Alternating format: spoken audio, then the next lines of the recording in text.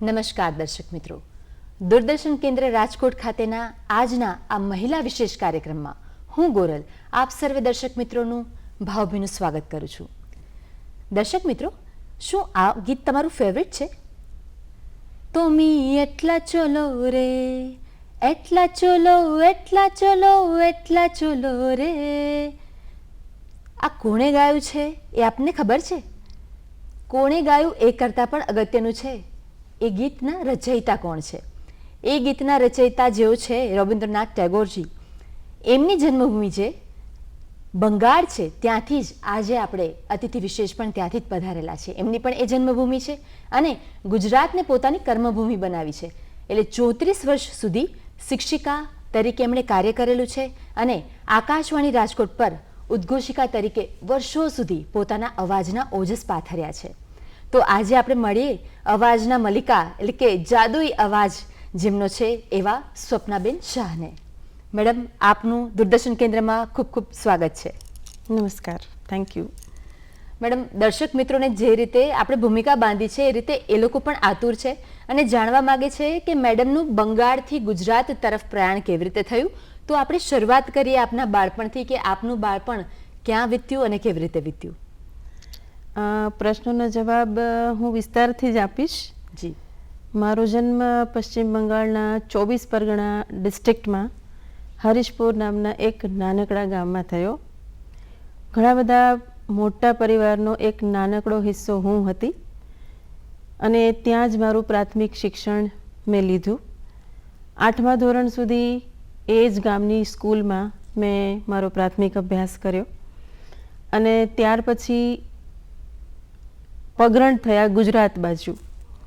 મારા પિતાજીની રેલવેમાં સર્વિસ હતી અને ઉંમર અમારી વધી રહી હતી એટલે માતા પિતાની સાથે અમે રહીએ એવા આગ્રહને વશ અમે પણ ગુજરાતમાં આવ્યા અને ત્યારથી ગુજરાત સાથેનો સંબંધ બંધાવવાનો શરૂ થયો. ત્યારબાદ ભણવાનું આગળ ચાલ્યું. ગુજરાતી શીખવાની એક સફર પણ ચાલી, ખૂબ રોચક રહી. શરૂઆતના વર્ષોમાં ધાર્યું હતું એના કરતાં થોડોક સંઘર્ષ પણ આવ્યો, પણ એક નવું કરવાનું જરૂરી હતું અને કંઈક ઉંમર પણ એવી હતી કે ચલો કુછ તોફાની કરતે हैं આજની સ્ટાઇલમાં. એટલે ગુજરાતી શીખવાની શરૂઆત મેં મારું 8મું ધોરણ પૂરું કર્યું ત્યાર પછી કરી. ખૂબ અઘરું હતું પણ કરવાનું જ હતું અને કુદરતી એવું કહી શકાય કે મારા ઘરમાં ભાષા માટેનું એક સુંદર વાતાવરણ અમને બાળપણથી આપવામાં આવેલું. અમારા ઘરમાં જ એક નાનકડી લાઇબ્રેરી હતી એટલે પુસ્તકો કે પછી ભાષા સાથેનો સંબંધ અમારો ઘણો જૂનો હતો. એટલે ગુજરાતમાં આવીને એક નવી ભાષા સાથે પરિચય થાય છે એ આનંદ પણ હતો, રોમાંચ પણ હતો અને ક્યાંક પડકાર પણ. પણ એ પડકારને ઝીલીને ખૂબ મજા કરતાં કરતાં ગુજરાતી શીખી અને ત્યાર પછી ઘણું બધું ગુજરાતીમાં ભણવાનું પણ આવ્યું, ભણી. તો એવી રીતે પશ્ચિમ બંગાળથી ગુજરાત સુધીની આ સફરને આટલા શબ્દોમાં હું આવી રીતે કહી શકું.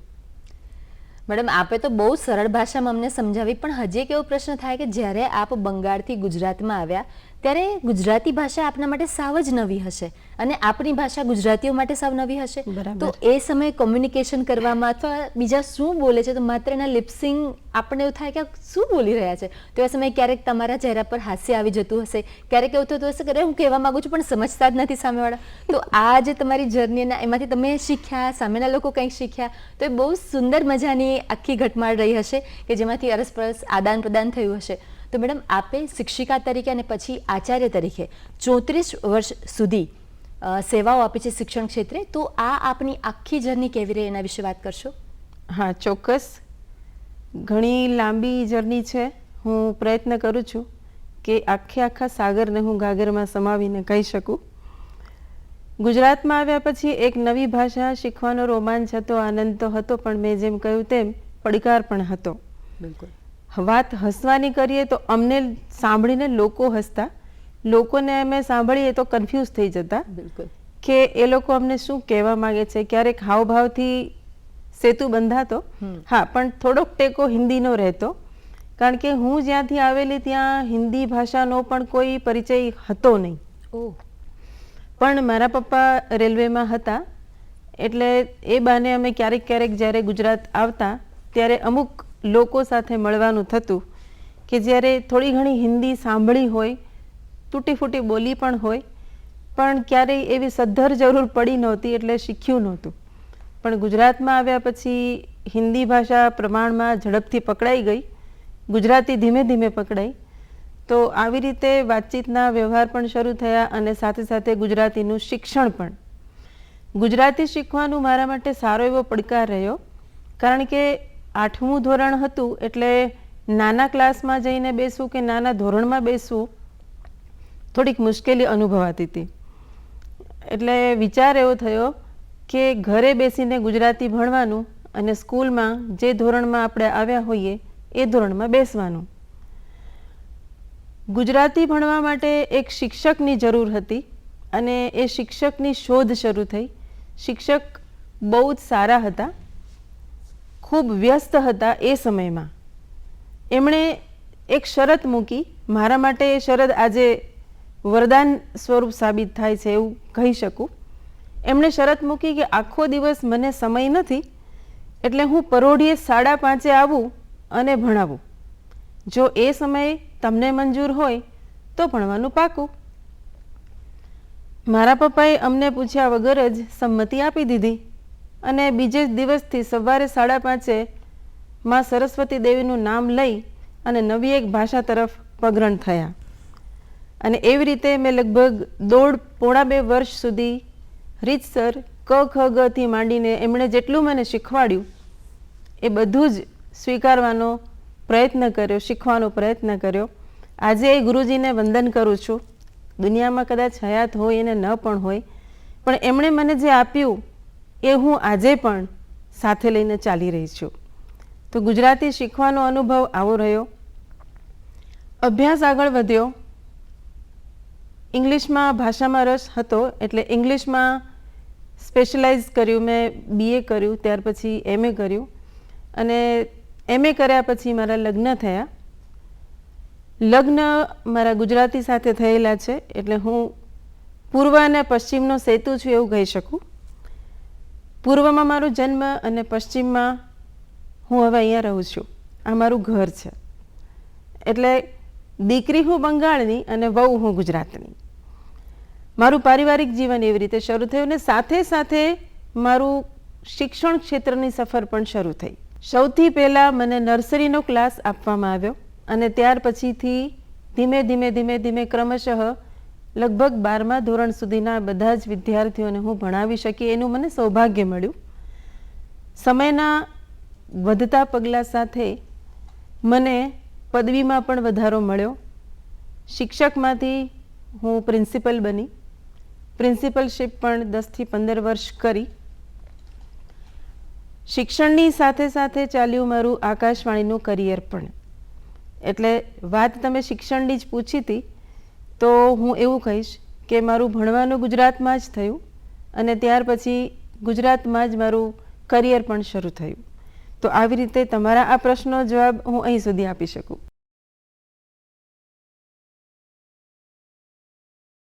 મેડમ, આપે બહુ જ સરસ રીતે આપની આખી આ શિક્ષણની યાત્રા અમારા સુધી પહોંચાડી. હવે પ્રશ્ન એ થાય કે આપે શિક્ષક તરીકે કાર્ય કર્યું ત્યારે મુખ્ય 2 વિષયોને પ્રાધાન્ય આપ્યું, અંગ્રેજી અને સોશિયલ સ્ટડીઝ. તો આ બંને જ વિષયો ભણાવવાનું કોઈ કારણ ખાસ કે આપનેમાં રસ રુચિ વધારે હતા તો એમને જણાવશો? હા, એમાં પણ થોડુંક વૈવિધ્ય છે. હું 12મા ધોરણ સુધી સાયન્સની વિદ્યાર્થીની હતી. ફિઝિક્સ, કેમેસ્ટ્રી અને મેથ્સ લઈને ભણી. મારા પપ્પાની રેલવેમાં નોકરી હતી એટલે એમની ટ્રાન્સફર થયા કરે. એક સમય એવો આવ્યો કે જ્યારે મેં 12મું ધોરણ પાસ કર્યું અને જ્યાં એમની ટ્રાન્સફર થઈ ત્યાં સાયન્સની કોઈ કોલેજ નહોતી અને જે કોલેજ હતી એ થોડી દૂર પણ હતી અને જે વિષય એમાં આપવામાં આવતો હતો એ વિષય સાથે હું ભણવા તૈયાર નહોતી. એટલે પછી કોઈ બીજા વિકલ્પ ઉપર કામ કરવાની વાત આવી એટલે પછી નજર ઠરી અંગ્રેજી તરફ અને ત્યારથી અંગ્રેજી ભાષા ભણવાની શરૂ થઈ એક સ્પેશિયલાઇઝ્ડ સબ્જેક્ટ તરીકે. અને પછી આગળ એ જ ભાષા સાથેનો પ્રેમ મને શિક્ષણ જગતમાં પણ લઈ આવ્યો. અંગ્રેજીનો હાથ પકડી હું શિક્ષણ જગતમાં પ્રવેશી. મારી સૌથી પહેલી કારકિર્દીનું વર્ષ નર્સરીના બાળકો સાથે હતું. ત્યાર પછીના વર્ષોમાં ધીમે ધીમે ક્રમશઃ વર્ગો અને ધોરણો વધતા ગયા. મારી પાસે અંગ્રેજી ભણેલું હતું એટલે મને અંગ્રેજીનો વિષય આપવામાં આવ્યો. આજે પણ મારો ભાષાની અંદર જો ગણીએ તો પહેલો પ્રેમ અંગ્રેજી ગણાય, કારણ કે હું એમાં ભણાવવાનો મોકો મળ્યો, ખૂબ આનંદથી ભણાવ્યું. એસએસની વાત પૂછીએ તો સોશિયલ સાયન્સ કે સમાજશાસ્ત્ર એ પણ એક સરસ મજાનો કોઇન્સિડન્ટ છે, એક જોગાનુજોગ, કે એક સમયે કોઈ એક શિક્ષિકા અનિવાર્ય કારણોને લીધે રજા પર અચાનક ગયા અને ત્યારે ખોટ પડી કે હવે પરીક્ષાઓ નજીક છે અને એમની જગ્યાએ બીજું કોણ જઈ શકે. અને બધાની વચ્ચે એક નામ આવ્યું અને એ નામ હતું મારું, કે જેને અંગ્રેજી આવડે એને સમાજશાસ્ત્ર તો આવડે જ. એટલે એમ માનીને એ લોકોએ મને સમાજશાસ્ત્ર ભણાવવાની જવાબદારી આપી. મને પણ થયું કે કંઈક નવું છે, કરી જોઈએ. અને પછી એક સમય એવો આવ્યો કે મારા વિદ્યાર્થીઓએ એવું કહ્યું કે અમને તો આ મેડમ પાસેથી સમાજશાસ્ત્ર બહુ સહેલાઈથી સમજાય છે, એટલે હવે અમે એમની પાસે ભણીશું. એટલે ત્યાર પછી મારી શૈક્ષણિક યાત્રામાં, મારી શૈક્ષણિક પદયાત્રામાં કહીશ કે એક નવો પદયાત્રી જોડાયો અને એ હતો સમાજશાસ્ત્ર. એટલે આવી રીતે સબ્જેક્ટની પસંદગી ખરેખર મારી નહોતી, પણ પછી મને એમ થયું કે વાહ, આમાં પણ મજા આવે છે. અને પછી લગભગ મેં 22 વર્ષ સુધી સમાજશાસ્ત્ર ભણાવ્યું. આપના આ જવાબ પરથી મેડમ ખરેખર એક વાત એવી કહી શકાય કે બાળક ખરેખર કોરી પાટી છે. આપે બંગાળમાંથી ગુજરાત તરફ જ્યારે પ્રયાણ કર્યું અને ગુજરાતમાં ક ખ ગ થી આપે ફરી શરૂઆત કરી, તો બંગાળમાં આપ રહ્યા, આપે જે એજ્યુકેશન લીધું એટલીસ્ટ ભાષાએ બોલતા શીખી, તો એનું તમે જ્યારે સંસ્મરણ લઈને ગુજરાત તરફ આવ્યા તો બાળક પાસે એવી શક્તિ છે અને એ પાટી પર આપણે બીજું ચડાવવું હોય તો ચડાવી શકીએ. તો જ્યારે બાળકને આપણે એ શિશુ અવસ્થામાં છે ત્યારથી એને જે દિશા તરફ આપણે વાળવા માગીશું એ દિશા તરફ એ ચોક્કસ વળશે. અને આપણને એવું થાય કે એમાં આ માહિતગાર છે અને આમાં રસરૂચિ છે, પણ જો બીજી તરફ એને વાળી અને એને સારા નરસા પાસા સમજાવવામાં આવે તો ચોક્કસ બાળક એ પાસું પણ જોશે અને પછી જ પસંદગી કરશે. તો મેડમ આપે જે આ વિષયની પસંદગીની વૈવિધ્યતા વિશે વાત કરી એ જાણીને ખરેખર આનંદ થયો.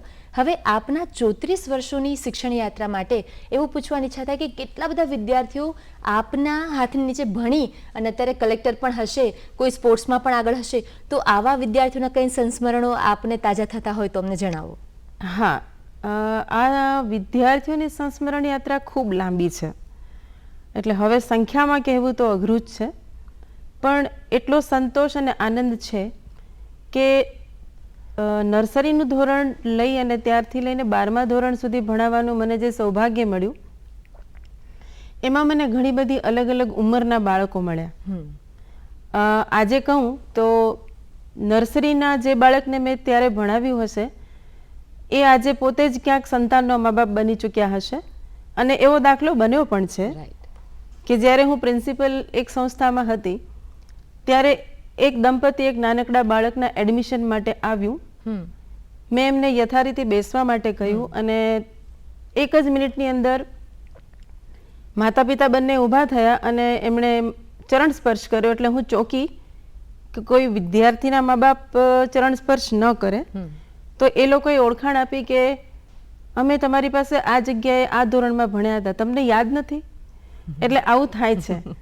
આજે એક નવી પેઢી એમના સંતાનો સાથે અમારી સામે આવતી હોય છે ત્યારે જોઈને ખૂબ આનંદ થાય છે.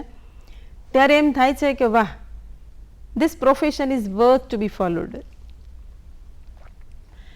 વિદ્યાર્થીઓની જર્નીની વાત કરીએ તો ઘણા બધા દૂર દૂરના દેશોમાંથી પણ 5મી સપ્ટેમ્બરે ઘણા બધા વિદ્યાર્થીઓના ફોન આવે. અમુક ખાસ પ્રસંગોએ એ લોકો યાદ કરે ત્યારે પૂછવામાં જો આવે કે તમે ક્યાં છો, શું કરો છો, તો જે વર્ણન સાંભળવા મળે, વર્ણન સાંભળીને એમ થઈ જાય કે આ જ મારી કમાણી છે, કે જે કદાચ પૈસા કરતાં ઘણી બધી વધારે છે. તો મને ખરેખર એનો આનંદ અને સૌભાગ્ય બંને છે કે હું આ પ્રોફેશનમાં છું. અમારા શિક્ષકો અમને કહેતા હંમેશા જ વર્ગમાં કે વિદ્યાર્થીઓ 2 પ્રકારના જ શિક્ષકોને યાદ રહે. કાં તો અભ્યાસમાં ખૂબ જ રસ ધરાવતા હોય અને ક્લાસમાં આગળ પડતા હોય અને બીજા કે અતિશય તોફાની હોય, તો હંમેશા તોફાની ને જ વર્ગ સંભાળવાનું કહેવામાં આવતું કે તમે સંભાળો, જેથી એટલીસ્ટ બાકીનો ક્લાસ તો શાંત રહે. બિચારા વચલા જે છે એ લોકોનો તો કોઈ ક્લાસ જ નહીં. યાદ પડનાર એટલે એવા જો વિદ્યાર્થીઓ આપણને ભવિષ્યમાં મળવા આવે તો કદાચ બની શકે કે આટલા બધા વર્ષોની યાદીમાંથી એ મિસ આઉટ થઈ જાય અને આપણે ખ્યાલ પણ ન હોય કે આ વિદ્યાર્થી મારી અંદરમાં ભણીને ગયો છે. તો આપે જે અમને તાદરશ ઉદાહરણ આપ્યા એ બહુ જ સાચા છે, અમે એની સાથે રિલેટ કરી શકીએ છીએ.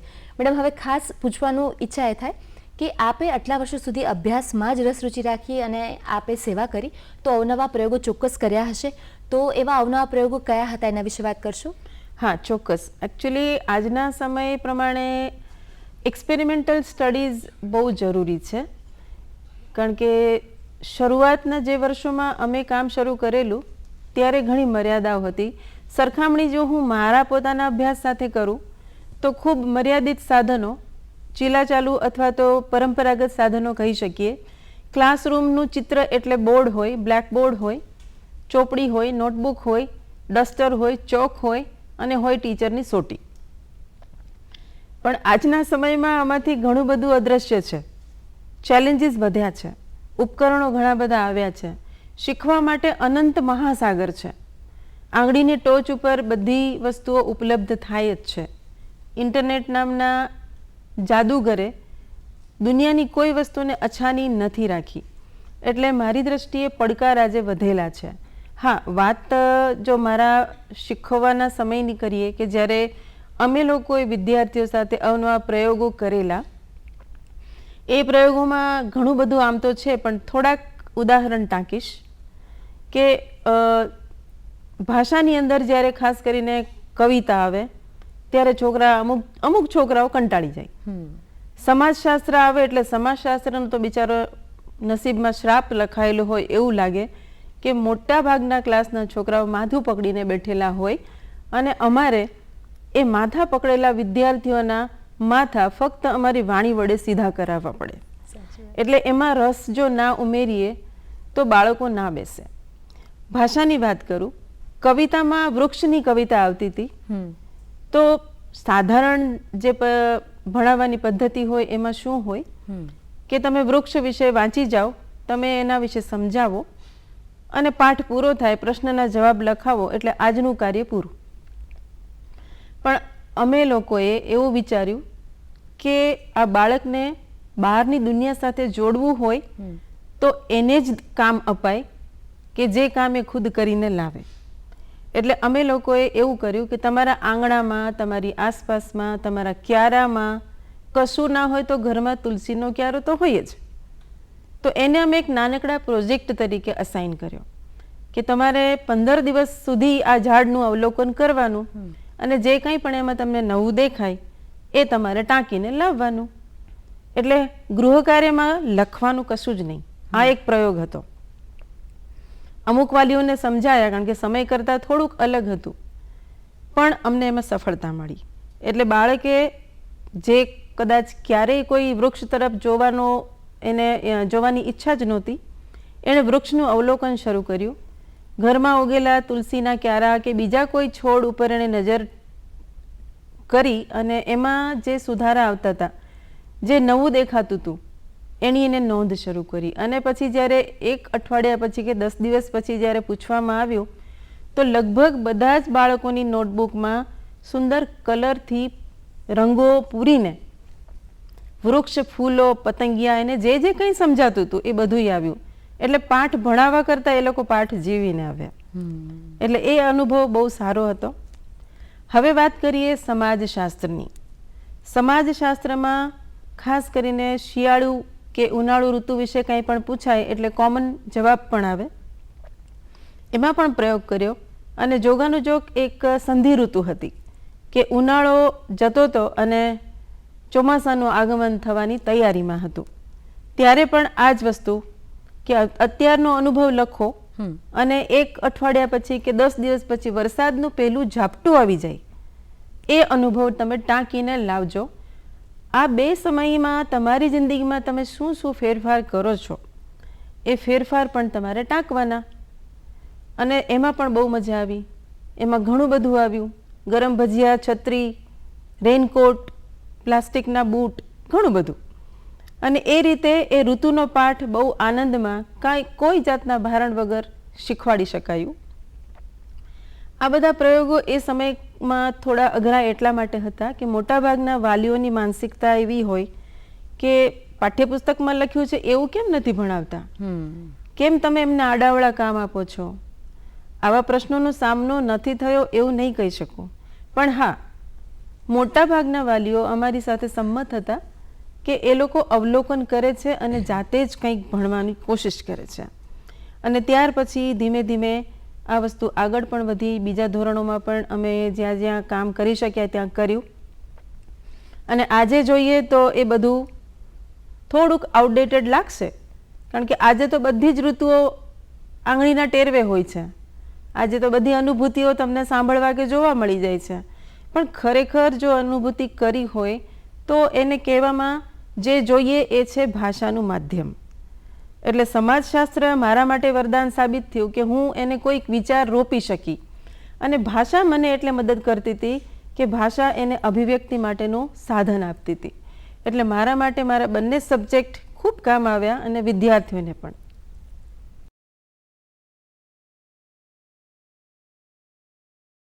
તો દર્શક મિત્રો, અત્યારે આપણે મુલાકાત લઈ રહ્યા છીએ એક શિક્ષિકા જેણે 34 વર્ષ સુધી આ સેવા કાર્ય કર્યું છે અને સાથે સાથે આકાશવાણી રાજકોટના હંગામી ઉદ્ઘોષિકા તરીકે પણ સેવાઓ પૂરી પાડી છે. એવા શિક્ષિકાનું નામ છે સ્વપ્નાબેન શાહ. તો મેડમ, હવે મને પૂછવાની ઈચ્છા એ થાય કે આપના વિદ્યાર્થીઓ સાથેના આટલા બધા પ્રસંગો છે જે આપને અત્યારે પણ યાદ છે, તો એમના માતા પિતા સાથેના એવા કોઈ પ્રસંગો ખરા કે આપને એ પણ ખૂબ યાદગાર હોય? હા, ચોક્કસ. વિદ્યાર્થીઓની સાથેના સંબંધોમાં આડકતરી રીતે કે અનાયાસે અમે મા બાપ સાથે પણ જોડાતા હોઈએ છીએ.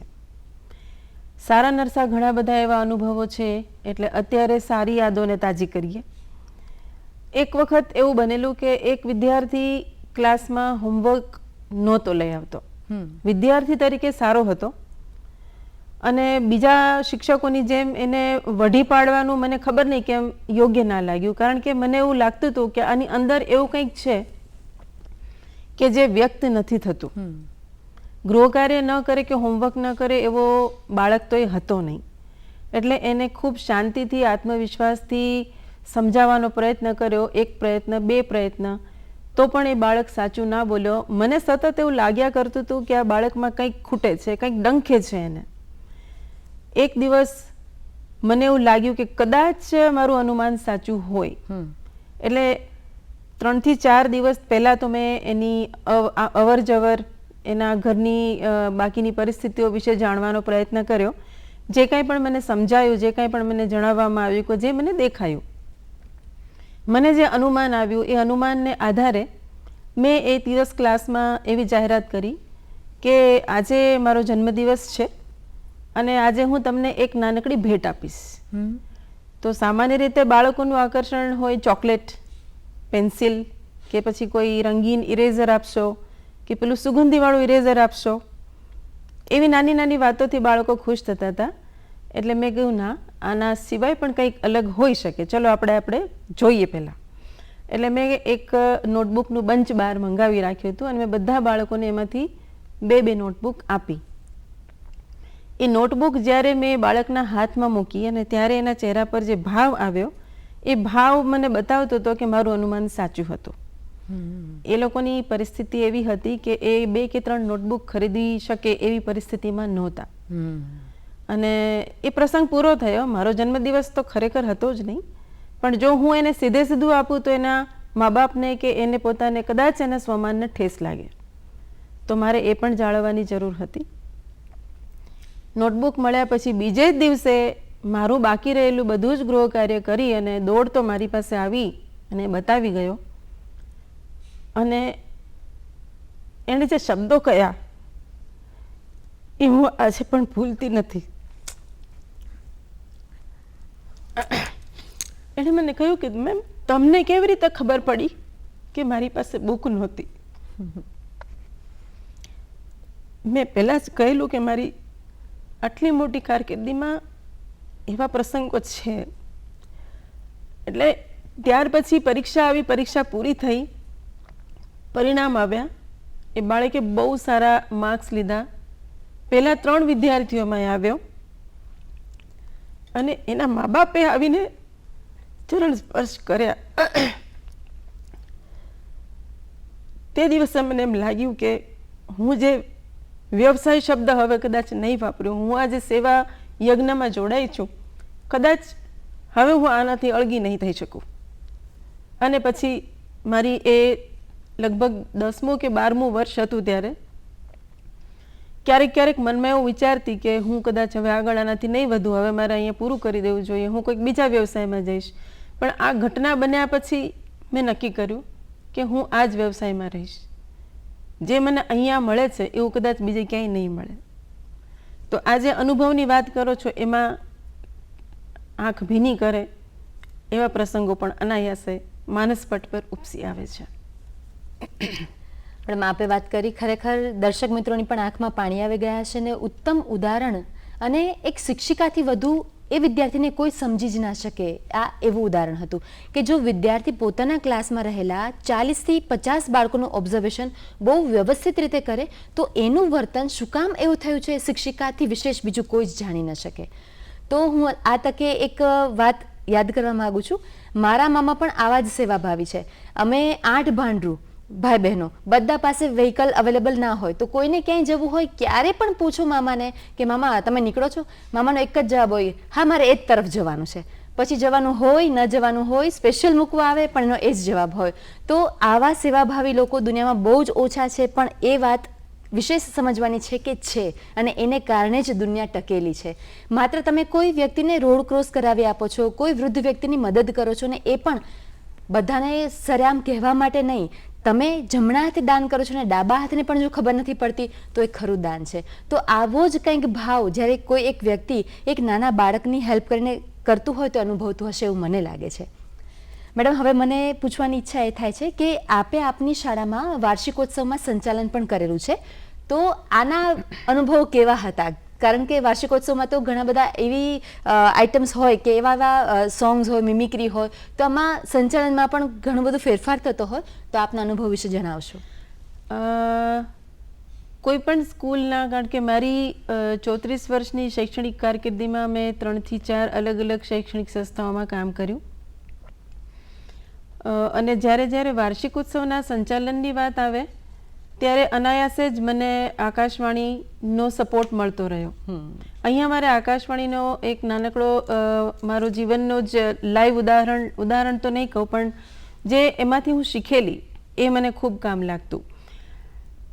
સંચાલન, ખાસ કરીને મંચ સંચાલન માટે કોઈ પણ ભાષાનો લગાવ, એના શબ્દોની સમજ, શબ્દો કેવી રીતે સારામાં સારી રીતે કહી શકાય, ક્યારેક કડવી હકીકતોને પણ લોકોના ગળે ઉતરી જાય એવી રીતે કહેવાની જવાબદારી સંચાલકની આવે. બિલકુલ.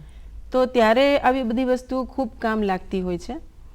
તમારો અવાજ, તમે જે શબ્દો પસંદ કર્યા હોય એ શબ્દો, અને તમારે જે કહેવાનું છે ખરેખર સચોટ રીતે કહેવાય પણ જવું જોઈએ. તો આ બધી જ વસ્તુઓમાં આકાશવાણીએ જે અમને શીખવ્યું કે દરેક નાની નાની વસ્તુ પર ધ્યાન આપો, એક પૂર્ણ વિરામ હોય તો એને પણ અવગણીને ના ચાલો, સ્પષ્ટ ઉચ્ચાર કરો, અવાજમાં સ્થિરતા લાવો, અને એ બધું જ ત્યારે અમને ખૂબ કામ લાગ્યું, મને ખૂબ કામ લાગ્યું. તો સંચાલન માટેની જવાબદારીમાં મને આકાશવાણીએ જે અમને શીખવેલું એ મને ખૂબ કામ લાગ્યું. સાથે સાથે એક કરતાં વધુ ભાષાઓ જાણવી એક સંચાલક માટે બહુ જરૂરી હોય એવું હું વ્યક્તિગત રીતે માનું છું. કારણ કે ખાસ કરીને શાળાના સંચાલન કાર્યમાં ક્યારેક અંગ્રેજીમાં કહેવાનું આવી જાય, ક્યારેક કોઈક વાતને હિન્દીમાં કહેવી પડે, ક્યારેક કોઈ ગુજરાતીમાં કહેવાનું હોય, પણ ત્રણેય ભાષા સાથે વધારેમાં વધારે વફાદારી નિભાવવી જોઈએ. સંચાલક માટેની આ એક બહુ મોટી જરૂરિયાત છે એવું હું માનું છું. એટલે ખાસ કરીને જો આપણે ગુજરાતી બોલતા હોઈએ તો પ્રયત્ન એવો રહેવો જોઈએ કે ગુજરાતીમાં જ બધી જ વાત કરી શકાય, એવું જ દરેક ભાષા માટે. એટલે આ બધી વસ્તુઓ સંચાલન કાર્યમાં ખૂબ મદદ કરતી. અને ત્યાર પછી આવે છે સ્પોન્ટેનિટી, એટલે કે તમારી સામે જે ક્ષણ છે એ ક્ષણને ન્યાય આપો. તમે તૈયાર કરીને લાવ્યા હો, લખીને લાવ્યા હો, પણ સામે જે પરિસ્થિતિ આવી હોય એ આ કોઈ પણ લખાણની સાથે જોડાઈને જ આવે એવું જરૂરી નથી હોતું. એટલે અચાનક કોઈ બદલાવ આવે તો એ બદલાવને પણ તમારે સંભાળીને તમારી સંચાલક તરીકેની જવાબદારીને નિભાવવાની હોય. તો આ બધું જ અમે શીખ્યા અને એ શીખેલું આવા પ્રસંગોએ ખૂબ કામ આવ્યું.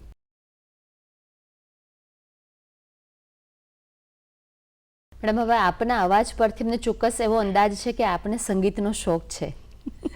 આપ સુંદર મજાની પંક્તિઓ અમને સંભળાવશો તો અમને ખૂબ મજા પડશે.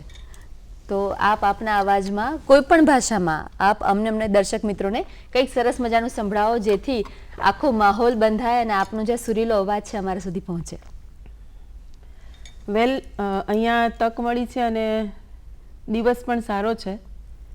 અને વાત દિવસની કરીએ એના કરતાં દરેક વ્યક્તિ, સ્ત્રી હોય કે પુરુષ, સૌથી ઉપર દેશ રહેવો જોઈએ એવું હું દ્રઢપણે માનું છું. દેશને સેવાનો પ્રકાર કોઈ પણ હોઈ શકે, પણ સેવા કરવી જોઈએ એવું હું દ્રઢપણે માનું છું. બંગાળી ભાષાના એક ખૂબ પ્રખ્યાત કવિ, બહુ નાની એમની કારકિર્દી રહીને ઉંમર પણ, કાજી નજરુલ ઇસ્લામ. ઘણા લોકોએ એમનું નામ કદાચ સાંભળ્યું હોય, ન પણ સાંભળ્યું હોય. આપણે ગુજરાતમાં છીએ. એમની એક ગીતની થોડીક પંક્તિઓ મને અત્યારે યાદ આવે છે કે એમાં ભારત વર્ષનો મહિમા ગાન છે. હું પ્રયત્ન કરું છું, કારણ કે ગાવા માટે થોડોક રિયાઝ જોઈએ. આજે અત્યારે રિયાઝની તો કોઈ જગ્યા દેખાતી નથી. પ્રયત્ન કરીશ. কালের শঙ্খে বাজিছে আজিও তোমারি মহিমা, ভারতবর্ষ ভারতবর্ষ। প্রণতি জানায় বিশ্ব আজি, শিখিছে আজিও তব আদর্শ, ભારતવર્ષ. વાહ. દર્શક મિત્રોને હું પણ એવી અપીલ કરીશ કે હજી વધારે પણ અમારે હજી તમારી પાસેથી બીજી ઘણી બધી માહિતીઓ જોઈએ છે, માટે આપણે આગલા પ્રશ્ન તરફ પ્રયાણ કરીએ. મેડમ, આપને વાંચનનો પણ ખૂબ જ શોખ છે, તો આપ કેવા પુસ્તકો વાંચો છો અને ખાસ કરીને કઈ ભાષામાં વાંચો છો એના વિશે જણાવશો? હા, એકચ્યુઅલી એ બાબતમાં પણ હું સૌભાગ્યશાળી સમજુ છું મારી જાતને કે મને 4 અલગ ભાષાના પુસ્તકો વાંચવાનો જ્યારે પણ મોકો મળે છે હું ઝડપી લઉં છું. શરૂઆતના વર્ષોમાં અંગ્રેજી ભણવાનું આવ્યું એટલે અંગ્રેજી સાહિત્ય વાંચ્યું જ્યારે ભણવાનું ચાલુ હતું, અને ભણ્યા પછી તો એનું એક વ્યસન પણ લાગ્યું. ત્યાર પછી એમ થયું કે વાંચવાનું તો બીજી ઘણી બધી ભાષાઓમાં છે જ, તો હિન્દી પણ અમુક વર્ષો સુધી વાંચતી રહી, એટલે આજે પણ વાંચું છું. ગુજરાતી ભાષાનો તો કોઈ મોલ એટલે નથી કે હવે એ ભાષા સાથે તો મને પ્રેમ થયેલો જ છે, એટલે ગુજરાતી પણ ઘણું બધું વાંચવું ગમે છે. નામ સાથે કહેવા બેસીશ તો ઘણા બધા પુસ્તકોની લાંબી યાદી બનશે, એટલે નામ આપ્યા વગર જ કહું કે મને સામાજિક વાર્તાઓ કે જેમાં સમાજનું ચિત્રણ હોય એ પ્રકારના પુસ્તકો વાંચવા ગમે છે. અત્યારે હાલની તકે કહું તો અત્યારે હું બંગાળી પુસ્તકો વાંચવાનો ઘણો બધો પ્રયત્ન કરું છું, કારણ કે અહીંયા લાઇબ્રેરીઝમાં કોઈ બંગાળી પુસ્તકો ઉપલબ્ધ નથી. પણ અનાયાસે કે સૌભાગ્યે ઓનલાઈન હવે ઘણી બધી એવી લાઇબ્રેરીઝ મળે છે કે જેમાં બહુ રેર પુસ્તકો વાંચવા મળે છે. અને એમાંની એક બંકિમચંદ્ર ચટ્ટોપાધ્યાયની આનંદ મઠ વાંચવાની ઘણા સમયથી ઈચ્છા હતી. એ મેં હમણાં જ એ પુસ્તક વાંચ્યું અને એમ થયું, વાંચ્યા પછી એવું થયું કે આ બધા મુઠ્ઠી ઊંચેરા માનવીઓ અમસ્તા નહીં કહેવાયા હોય. આ પુસ્તકમાં એમણે જે વિચાર મૂકેલો છે એ વિચાર એ સમય કરતાં ઘણો આગળ હતો, અને એટલે જ એ પુસ્તકોના તથ્યો આજે પણ પ્રાસંગિક છે. એટલે પુસ્તકો હંમેશા વાંચવા જ જોઈએ. રુચિ દરેકની અલગ હોય, પણ પુસ્તકની ભાષા એક જ હોય, અને એ હોય આપવું. હંમેશા આપતું જ હોય છે. આપે વાત કરીએ બિલકુલ સાચી છે કે પુસ્તકો વાંચવાનો કદાચ દરેકને શોખ ન હોય, પણ જ્યારે આપણા વિચારની દિશા બદલાય તો વિચારની દિશા બદલાવાની તાકાત માત્ર ને માત્ર પુસ્તકમાં છે. તો વાંચવાનો શોખ આપણે એટલા માટે રાખવો પડે કે આપણે જે દિશામાં જ વિચારીએ છીએ એના કરતાં જો અલગ દિશામાં વિચારીએ તો કદાચ પરિસ્થિતિ અને વસ્તુઓ વધુ સહેલી બની જાય. મેડમ, આપ કવિતાઓની રચના કરો છો અને સુંદર મજાની કવિતાઓ અમને પણ સાંભળવાનો ઘણો જ શોખ છે. તો આપ આપની રચેલી કવિતા અમારા દર્શકોને સંભળાવો એવી નમ્ર વિનંતી છે.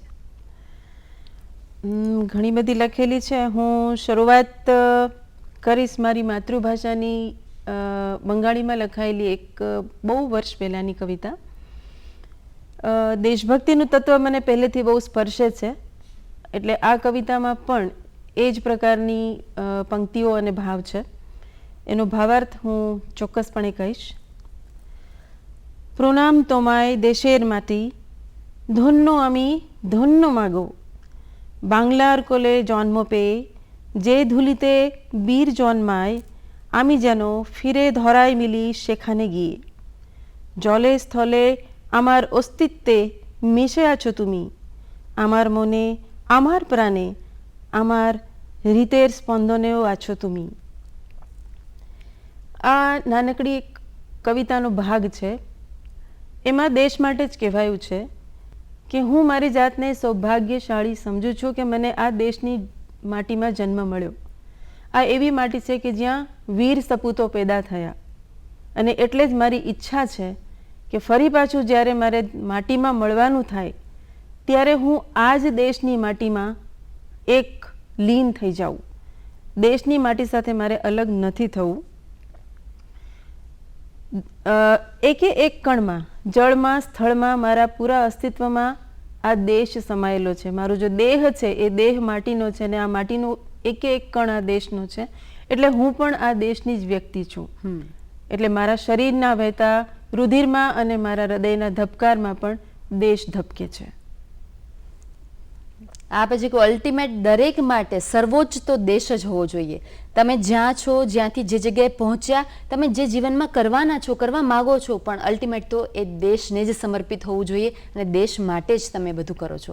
એ વાત દરેક માણસે, એ પછી ગમે ત્યાંનો હોય, આપણા દેશ સૌથી પહેલાં અને આપણા દેશને જ આપણે આગળ રાખી અને દરેક પદ્ધતિઓ અપનાવવી જોઈએ. મેડમ, આપે આકાશવાણીમાં હંગામી ઉદ્ઘોષક તરીકે ઘણા બધા વર્ષો સુધી કાર્ય કર્યું છે. તો આની શરૂઆત ક્યારથી થઈ અને આપના અનુભવો એ ઉદ્ઘોષિકા તરીકેના અમને સમજાવો.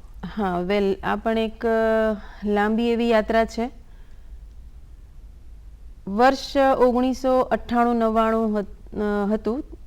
98-99નું જે વર્ષમાં હંગામી ઉદ્ઘોષકોની ઓડિશન લેવામાં આવી અને એમાં હું પાસ થઈ. એટલે આકાશવાણીમાં મારું ઓફિશિયલ પદાર્પણ કહી શકાય કે મારો પ્રવેશ 98-99માં થયો. પણ રેડિયો સાથેનો સંબંધ અને પ્રેમ એના કરતાં બહુ જૂના હતા. એ સમય એવો હતો કે જ્યારે ઘરોમાં મનોરંજનના કોઈ ટીવી જેવા સાધનો તો હતા જ નહીં. મોબાઈલ ફોન કે ઘરમાં ટેલિફોન હોવો એ બધી પણ બહુ મોટી મોટી સુવિધાઓ હતી કે જે ત્યારે ઉપલબ્ધ અમારી પાસે નહોતી. એટલે ગીત સંગીતને ન્યાય આપવો હોય કે સંગીત સાંભળવાનું કે કંઈક નવું સાંભળવું હોય તો મમ્મી અને પપ્પા કે વડીલો સમાચારો સાંભળી લે અને ત્યાર પછી જો એ મહેરબાનીથી થોડીક વખત રેડિયો અમને સાંભળવા આપે તો રેડિયો સાંભળવા મળે ને ગીત સંગીત સાંભળવા મળે. એવી રીતે રેડિયો સાથેનો પ્રેમ શરૂ થયો કે રેડિયોમાં કેવું સરસ બોલે છે. ત્યારે રેડિયો સાંભળવાની પણ સૂઝ નહોતી, પણ રેડિયો ગમે છે એવી એક સૂઝ હતી.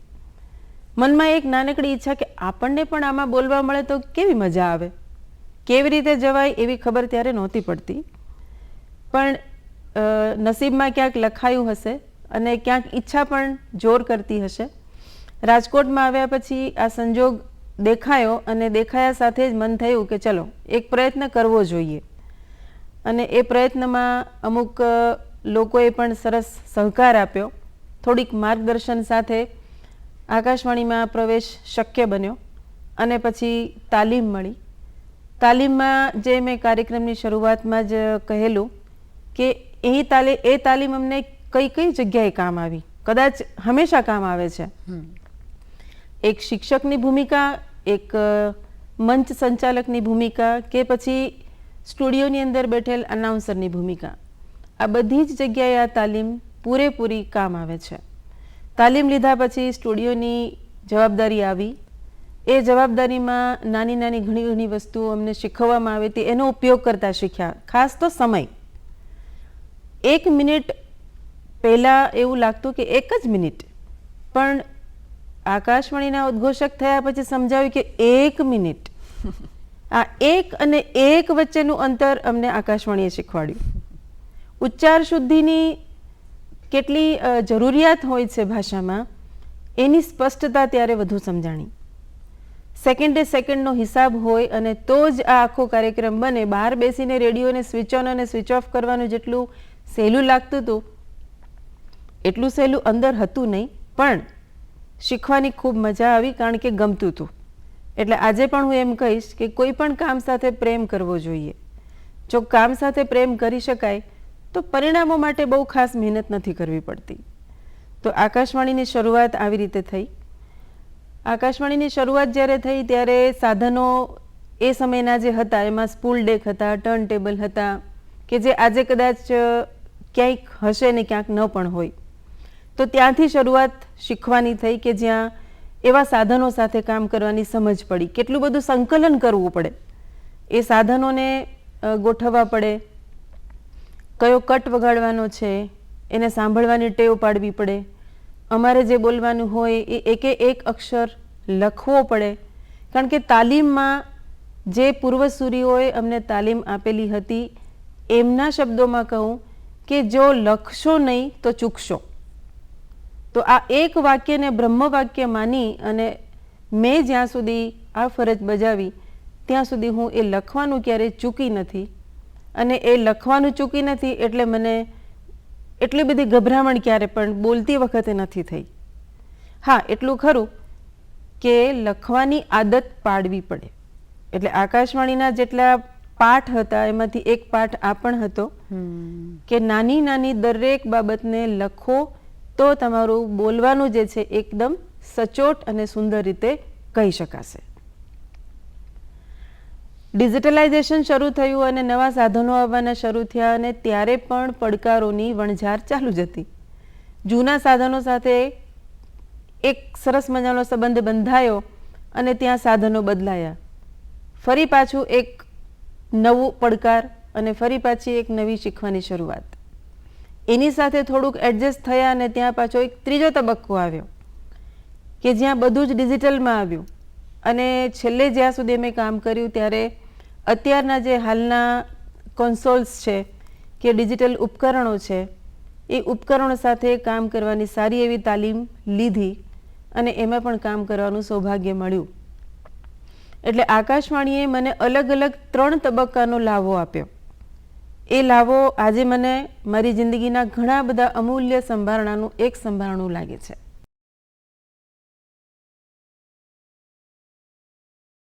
હજી હું એ જ પૂછવાની હતી કે ઉદ્ઘોષણા જે આપણે મનમાં વિચારેલી હોય અને એ જ આપણા મોં દ્વારા એ જ શબ્દોમાં નીકળે જરૂરી નથી. તો એક નાનામાં નાની ચૂક પણ ન થાય એના માટે દરેક શબ્દે શબ્દ લખેલો હોવો અને એ વાંચવું અને એ પહેલાં આપણે ચિંતન કરેલું હોય કે આ બોલવા જઈ રહ્યા છે બરાબર છે, તો એ બોલનાર માટે અને સાંભળનાર માટે બંને માટે ખૂબ જ સહાયરૂપ નીવડે. એ આપે કહ્યું એ બહુ જ સાચી વાત છે. મેડમ, એક અમારે ધ્યાનમાં આવ્યું છે કે લેજેન્ડરી સિંગર લતા મંગેશકરજી એમનું જ્યારે નિધન થયું એમના વેરી નેક્સ્ટ ડે આપની ડ્યુટી હતી અને આપને ઉદ્ઘોષણા માટેની પૂર્વ તૈયારીનો સમય મળે એ પહેલાં જ સમાચાર આવ્યા. તો એ પરિસ્થિતિ કેવી હતી અને આપે એ ડ્યુટી સમયે આપની કામગીરી કેવી રીતે બજાવી એ વિશે વાત કરશો? હા, બહુ જ મર્મસ્પર્શી સમયનો ફરી એકવાર ઉલ્લેખ તમે કર્યો છે. વાત સંગીતની થઈ હતી એટલે ફરી એક વખત સંગીતના તંતુ સાથે એ નામ જોડાયેલું છે. જી. જે લોકોને ગીતો સાંભળવા ગમતા હોય, ખાસ કરીને જૂના ગીતો, એમાંય લતા મંગેશકરનો અવાજ એટલે કાનમાં જાણે કે મધ ઘોળાતું હોય એવી અનુભૂતિ કદાચ દરેકને આવતી હશે. મને થોડી વિશેષ આવે છે કારણ કે હું એમને નાનપણથી જ થોડાક વધારે પડતા આગ્રહથી સાંભળતી. લતા મંગેશકરજીનું જ્યારે નિધન થયું એના બીજે દિવસે નહીં પણ એ જ દિવસે મારી ડ્યુટી હતી. રવિવારનો દિવસ હતો. આકાશવાણીના રાજકોટ કેન્દ્ર પરથી જય ભારતી નામનો એક વિશેષ કાર્યક્રમ દર રવિવારે 1:30 વાગે પ્રસારિત થતો હતો અને એ કાર્યક્રમ માટે તે દિવસે હું અન્ય બીજા રવિવારની જેમ તૈયારી સાથે ઘરેથી નીકળી અને રસ્તામાં જ જાણવા મળ્યું કે લતા મંગેશકરજી હવે આ દુનિયામાં નથી રહ્યા. એટલે રીતસર એક ધક્કો લાગ્યો અને અવાજમાં ડૂમો ભરાયેલો હતો. સ્ટુડિયોએ પહોંચ્યા પછી જે માહોલ હતો એ માહોલમાં ત્યારે જે અન્ય લોકો સાથેની વાતચીત થતી હતી, અન્ય ચેનલ્સ પરથી જે ગીતો સંભળાતા હતા, એ બધું સાંભળીને હૃદય બહુ જ ભારે થઈ ગયેલું. આકાશવાણીની મારી આટલી લાંબી કારકિર્દીમાં કદાચ એ દિવસ સૌથી વધારે ચેલેન્જિંગ રહ્યો એવું હું કહી શકું. કારણ કે જે સ્ક્રિપ્ટ લખીને હું તૈયાર કરીને લઈ આવી તે સ્ક્રિપ્ટ ત્યારે નકામી થઈ ગઈ. જે કામ મને આપવામાં આવ્યું એ કામ બિલકુલ કલ્પના બહારનું અને ક્યારેય કોઈ તૈયારી વગરનું જ આપવામાં આવ્યું. ત્યારે બીજા જે અધિકારીઓ હતા એમણે મને સહાય કરી, એમણે ગીતો પસંદગી કરવામાં મારી મદદ કરી, પણ પ્રસ્તુતિ તો મારે કરવાની હતી. ગળામાંથી અવાજ નહોતો નીકળતો, ક્યાંક રોઈ પડાશે, ક્યાંક નહીં બોલી શકાય, ક્યાંક વધારે પડતી લાગણીશીલ થઈ જઈશ. આવી બધી ભાવનાઓ સાથે જ્યારે કાંટો દોડ ઉપર આવીને ઊભો થયો ત્યારે મન મક્કમ કર્યું અને ફરી પાછું પૂર્વસૂરીનું એ જ વાક્ય યાદ આવ્યું કે આવું બધું તો કંઈક આવશે, તમારે એના માટે સજ્જતા કેળવવી પડશે અને આ જ તમારી એક પ્રકારની પરીક્ષા હશે. અને સૌભાગ્ય કહું કે દુર્ભાગ્ય, સૌભાગ્ય એટલા માટે કે એ દિવસે હું મારી જાત સાથે એ પરીક્ષા પૂર્ણ કરી શકી. દુર્ભાગ્ય એટલા માટે કે આ દિવસનો ઉલ્લેખ મારે જ કરવો પડ્યો. મારી સંગીતની ચાહકની જે દુનિયા, ચાહતની જે દુનિયા હતી, દુનિયાના એક દેવી તરીકે મેં એમને જોયેલા અને એમના નિધનનો આ કાર્યક્રમ મારે કરવો પડે. દુઃખ પણ હતું અને આનંદ પણ હતો કે મને એમના ગયા પછી કંઈક કહેવાનું સૌભાગ્ય લોકો સુધી હું પહોંચી શકી એનો આનંદ થયો. એટલે આ પ્રસંગ ખરેખર મારી જિંદગીમાં પણ ખૂબ યાદગાર છે. આપે કહ્યું એમ કે પરિસ્થિતિ આપણા હાથમાં નથી, તો એ જે પરિસ્થિતિ બની ગઈ એને ઓપોર્ચ્યુનિટી તરીકે લઈ અને આપે એટલીસ્ટ આપણા મનને શાતા એવી રીતે આપી કે લોકો સુધી આપના જે પસંદીદા વ્યક્તિ હતા એમનો મેસેજ આપ પહોંચાડી શક્યા. મેડમ, ઉદ્ઘોષણા વખતે જુદા જુદા કાર્યક્રમોની પ્રસ્તુતિ આપે કરવાની હોય છે. આપની ઉદ્ઘોષણા બાદ તો ઘણા કાર્યક્રમો એવા હોય કે આપની ઈચ્છા થાય કે ચલો બંધ કરી દો, નથી સાંભળવું. ઘણા એવા હોય કે રસપ્રદ હોય, એમાંથી આપને ઘણું જાણવા મળે. તો આવા માહોલ વચ્ચે જ્યારે આપની ભૂમિકા ત્યાં નિભાવવાની થતી ત્યારે આપના માનસિક સ્થિતિ કેવી રહેતી અને આપ એમાંથી કેટલું શીખ્યા અને દરેક કાર્યક્રમોમાંથી આપને કેટલો રસપ્રદ આનંદ મળ્યો? આ પ્રશ્નના જવાબમાં પણ ફરી એકવાર જે લોકોએ અમને તાલીમ આપી એમને હું અંતઃકરણપૂર્વક આભાર અને નમન કરું છું. કારણ કે એમણે જે કંઈ પણ શીખવાડ્યું એમાં એક વસ્તુ હતી સ્થિત પ્રજ્ઞતા. તમે એક ફરજ નિભાવો છો. તમે કોઈ બહુ સારા કાર્યક્રમને સાંભળીને તમારા અવાજમાં અતિશય ઉમળકો લઈ આવશો તો એ કદાચ ઉદ્ઘોષકને નહીં શોભે, એક શ્રોતા માટે બરાબર છે. બિલકુલ. કોઈ એવો કાર્યક્રમ કે જે વ્યક્તિ વિશેષને ગમતો હોય અને વ્યક્તિ વિશેષને ના પણ ગમતો હોય, પણ આકાશવાણી એક એવું માધ્યમ છે કે જેમાં દરેક પ્રકારના શ્રોતાઓને ધ્યાનમાં રાખવામાં આવે છે. બાળકોનો કાર્યક્રમ હોય તો બહેનો માટેનો કાર્યક્રમ પણ હોય, ખેડૂત ભાઈઓ માટેનો કાર્યક્રમ હોય તો દૂર દરાજના ફૌજી ભાઈઓ માટે પણ કાર્યક્રમ હોય. આ એવો વર્ગ છે જેમાં કદાચ સમાજના ઘણા બધા લોકો આવી જતા હોય. ત્યારે મારે મારી વ્યક્તિગત પસંદગીને ધ્યાનમાં નથી રાખવાની. મારે ધ્યાનમાં રાખવાનું છે કે જે લોકો પ્રેમથી આ કાર્યક્રમ સાંભળવા બેઠા છે એને પણ હું આટલી જ પ્રેમથી આ કાર્યક્રમ પીરસું. તો એ જે પીરસણિયાનું કામ છે એ પણ બહુ ખૂબીથી કરવું જોઈએ અને તો જ સ્થિત પ્રજ્ઞતા જેવો શબ્દ કદાચ જીવી શકાય. બિલકુલ સાચી વાત કરી મેડમ આપે. આપ આજે આપણે જે યુથ જોઈ રહ્યું છે અને જે આપના આખા અનુભવનું ભાથું લઈને એ પણ પોતાના માનસપટ પર એક છાપ ઉપસાવી રહ્યું છે કે આપણે પણ જીવનમાં આટલા બધા ક્ષેત્રો પર આગળ ઉપસી આવી શકીએ. તો એ યુથને આપનો સ્પેશિયલ સંદેશો શું હોઈ શકે? વેલ, આજના યુવાન દીકરા દીકરીઓને ખરેખર કહું તો ઘણા બધા પડકારો વધેલા છે, પણ સાથે પ્રકૃતિ જ્યારે આપે છે ને ત્યારે કંજુસાઈ નથી કરતી. આ યુવાન દીકરા દીકરીઓમાં ખૂબ તાકાત છે. એ લોકો નાના હોય છે ત્યારથી જ લઈને એટલી બધી સમજ એ લોકોમાં કેળવાયેલી છે. તો જરૂર છે સમય સાથે એ સમજને સાચી દિશામાં વાળવાની. એટલે એમનો પોતાનો પણ પ્રયત્ન હોય અને અભિભાવક તરીકે ફક્ત મા બાપ નહીં, ભાઈઓ બહેનો, મિત્રો, સગાવાલાઓ, શિક્ષકો, આ બધાની આમાં એકદમ સંમિલિત ભૂમિકા હોય છે. એટલે એક સમતોલન જાળવવું આ યુવાનો માટે બહુ જરૂરી છે. તકો તો ઘણી છે, પણ એ તકોને કેવી રીતે ઝડપી લેવાય અને એ તકોને ઝડપવા માટે કોઈ શોર્ટકટ નહીં, પણ પરિશ્રમ કરવાની દાનત કેળવવી જોઈએ. પરિશ્રમ હંમેશા પારસમણીને જન્મ આપે છે. તો પારસમણીનો જન્મ જો દેખાતો હોય તો એના પાછળની પરિશ્રમની યાત્રા પણ ખેડવી જોઈએ. એટલે હું એવું માનું છું કે પરિશ્રમ કરો.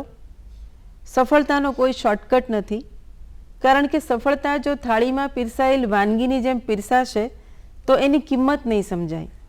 અને એની કિંમત સમજવા માટે આપણો પોતાનો જ પરસેવો રેલાય તો જ એનો આનંદ લઈ શકાય.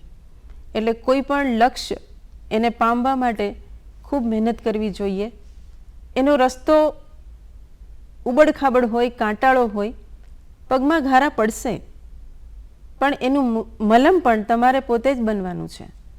એટલે હિંમત છોડ્યા વગર, ધીરજ છોડ્યા વગર એ લક્ષ્ય અને દિશા તરફ આગળ વધતા રહીએ.